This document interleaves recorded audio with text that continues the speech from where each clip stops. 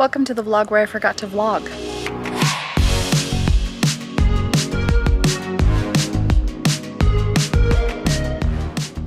Hey everybody, this is the last week of the Once Upon a Readathon. It's my last week of pirate books, and it's already Monday. My week for these vlogs starts on Wednesday, and I seem to have forgotten to pick up my camera the entire time. It's been a busy weekend. So since I don't have a lot of clips yet, I figured I'd take you on a tour of this garden right here. It's June, and well, the end of June, and things have changed. I know I give regular updates on the garden progress on my Instagram stories, so if you're on Instagram, follow me there, happily ever April. But I don't think I've given an update here on YouTube for quite a while, probably since I seeded it, and things have changed. Things have changed drastically since then. So let me show you what's going on, and that one will have some playtime while I'm out here.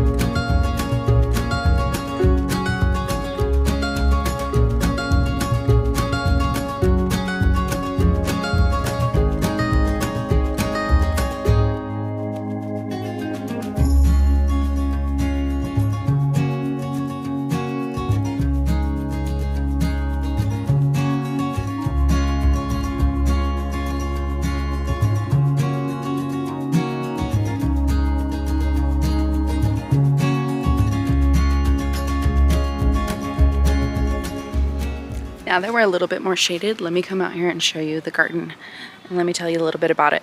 So I am a brand new gardener. I live in California, zone 9, A, B, whatever, zone 9, okay? Let's not pretend I know anything about gardening, because I don't. Last year we had the teeny tiniest little bed that you could imagine, and we just grew cucumbers, and we're like, oh my god, the cucumbers did so well, let's have a whole big garden, right? Let me tell you, it's a lot more work. This bed is mostly watermelons. Watermelons all over. They're vining like crazy. I can no longer even mow the yard over here. I'm just letting him kind of do his thing. My son's sunflower from school, doing fantastic, loves life. The bees love this lavender. In fact, I always see bees on them.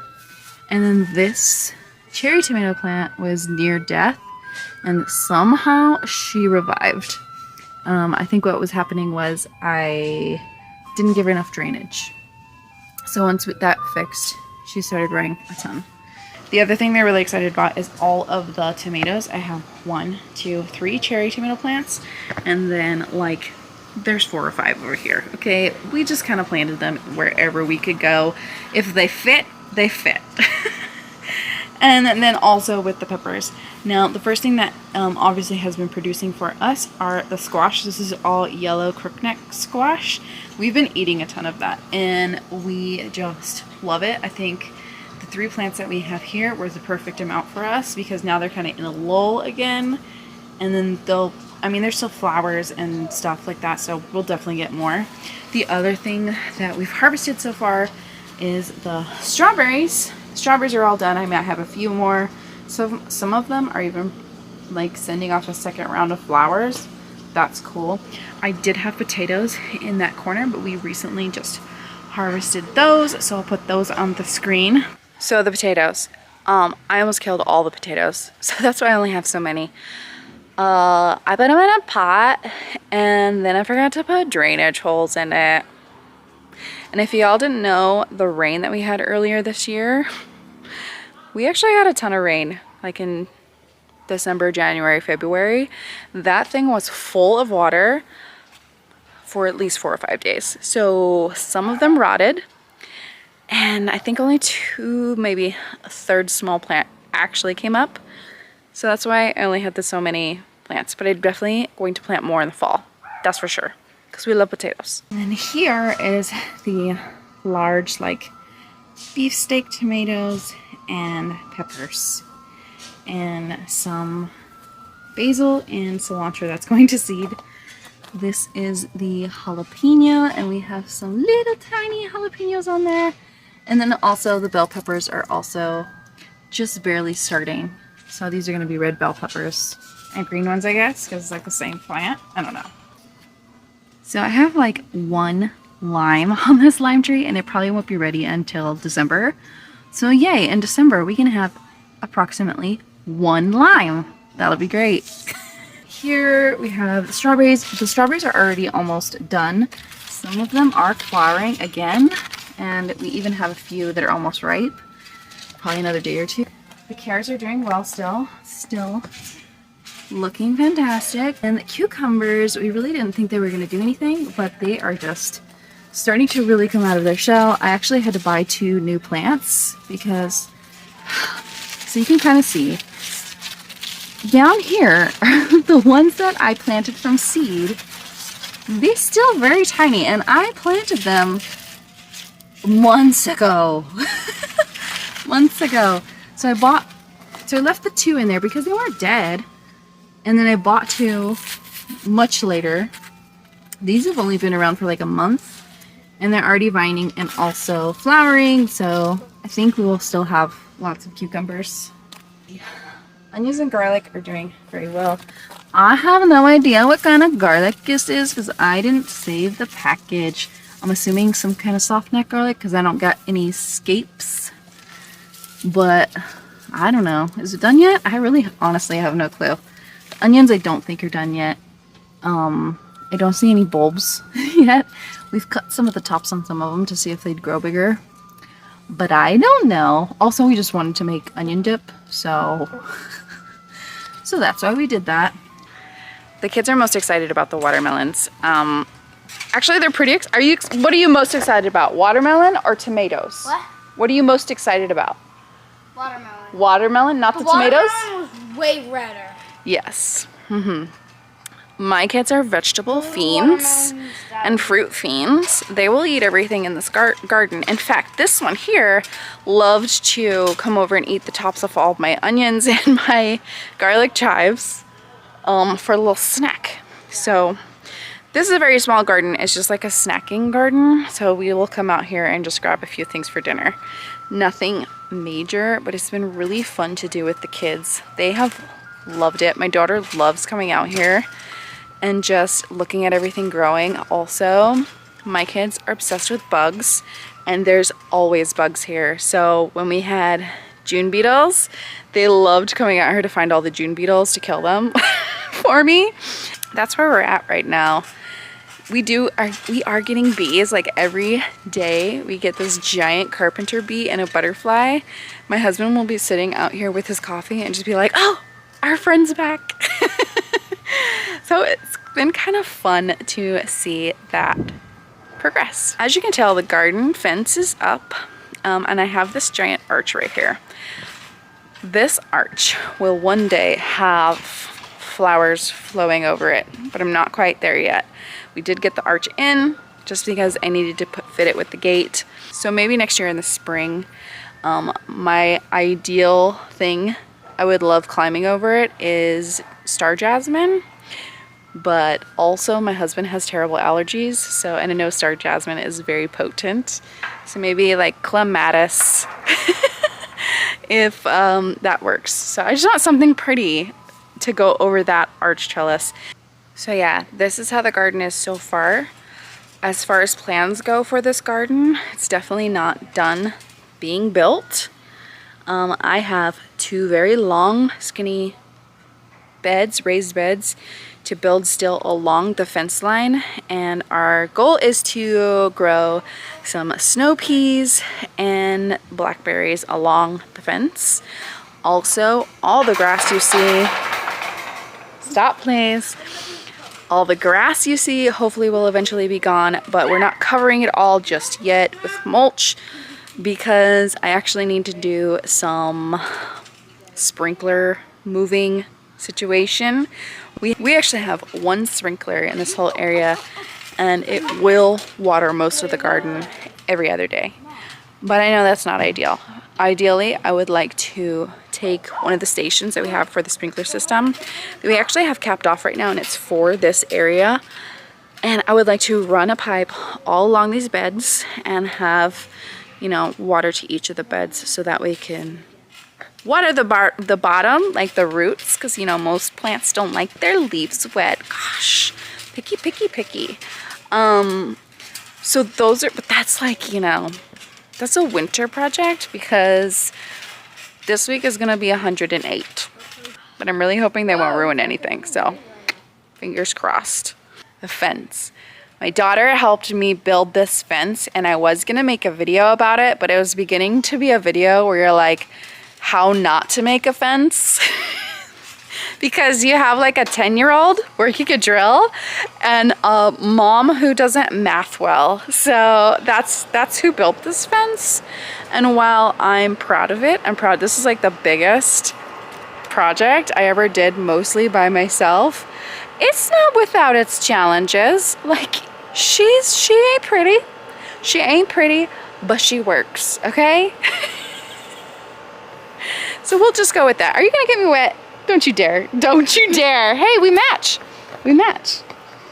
Your purple shirt, your dirty purple shirt, and my clean one. So yeah, that's the garden. Lots of plans for this garden at a later date. Okay, it's still hot outside, so if I'm ever red-faced, and now you know where I have been, I'm usually out in the garden. So anyways, the two books that I'm reading for this vlog are going to be Against Dark Tides, and then I really wanted to get to Trader Witch, but I don't think I'm gonna get there. I'm about 50% of the way through Against Dark Tides. So far I'm loving it. It is a sequel to Beneath Black Sails. Beneath Black Sails is a pirate hunter romance, and it's a slow burn romance. So y'all know I don't really like slow burn romances that much, but this is a good one. It had a lot of piratey adventures in it, a lot of back and forth, and they're definitely like enemies to lovers type thing. So the second book takes off about a week or two after the first one ended. So in this one, we still have Vice and Blackwood at odds with each other. They're actually carrying on this fake marriage for reasons, and they really like are not liking each other. This book so far, I'm only 50% of the way through, but it is full of angst. Full of angst. You have Nye Blackwood, who is really hating himself for what he did in the first book, and he wants to be forgiven by Vice, but at the same time he has to forgive himself, and he can't do it. Like he also has to forgive himself for his past transgressions, and he is just a mess. This poor boy, he is such a mess. And then Vice is kind of realizing that she's got flaws too. She's not like a perfect person. She's not a perfect captain, and she's kind of having her own issues to go through with that. She is realizing that her gung-ho attitude and her, you know, do first, think later type of stuff is not really something that her crewmates want in a captain. You know, they don't want to like get their lives in jeopardy all the time. Like maybe that's not what they want to do. So that's where I am in that book. Now, the reason I'm not going to get to Trader Witch, I blame Maggie. Okay, I totally blame Maggie. because she was doing this read along, and she's still doing it, of the first book in the Mate Games series. Now this is a Why Choose series. It's adult, with a hot vampire, a hot like wolf shifter, a demigod, and then a priest daddy.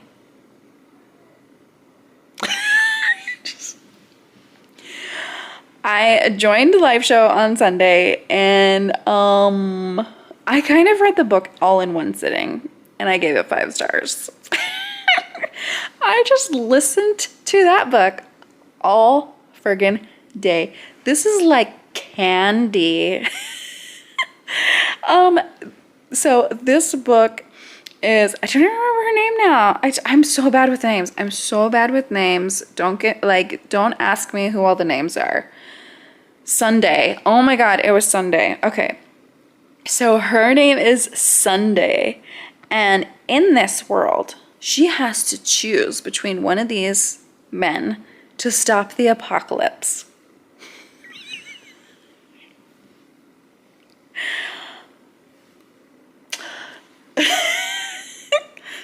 That's basically the entire plot.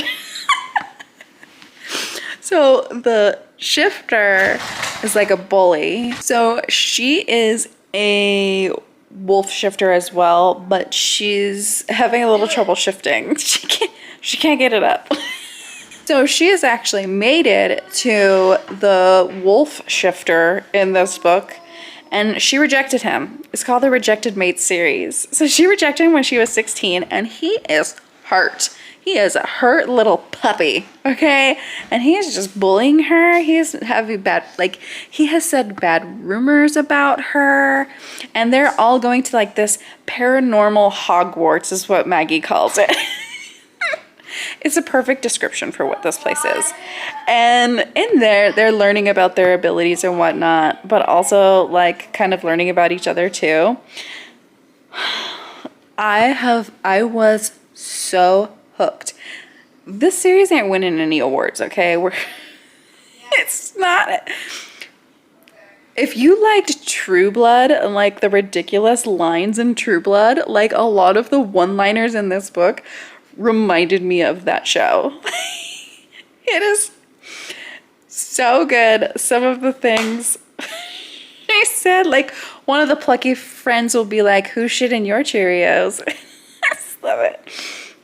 Anyways, I finished that and I immediately wanted to pick up the next one, but the next one isn't going to happen for 2 more weeks, so I'm going to wait.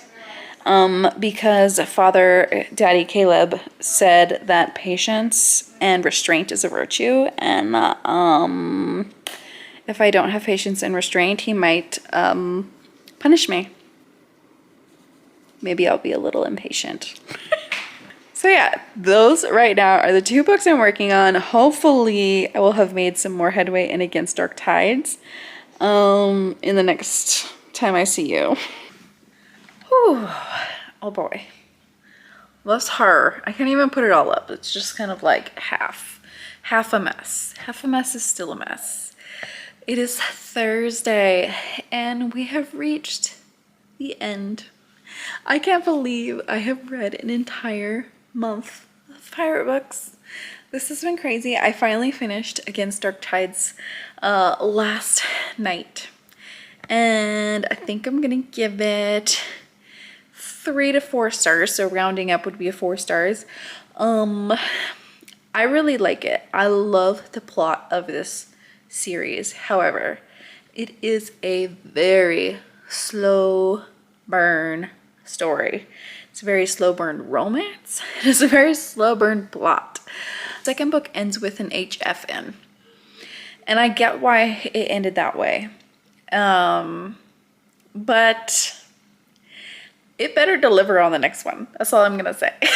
So this second book is just super angsty, and I don't always love super angsty books, and this is very heavily fantasy plot with a little bit of romance in it. However, the characters are going through a lot of crap themselves. They have to figure out, you know, there's just some constant back and forth angst with these almost existential questions they're asking themselves.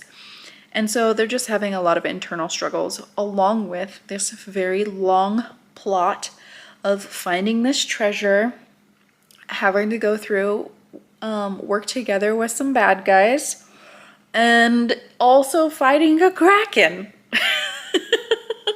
So there was a lot of plot elements that I really, really enjoyed. It just felt a little like a slog. And I don't like when that happens. Like, I love a snappier plot. So this book was a little bit less for me. It's still really good. I still really, really enjoy all the characters.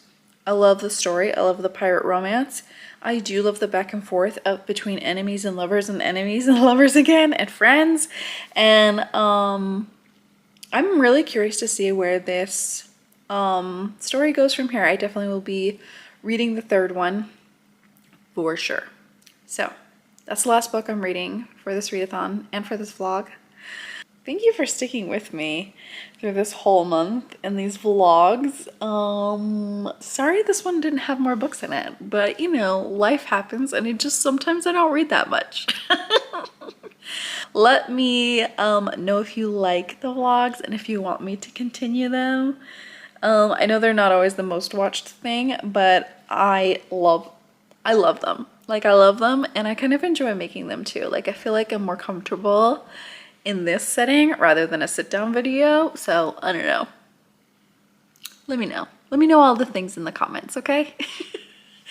So thank you for joining and have a wonderful day. I'll see you next time. Bye.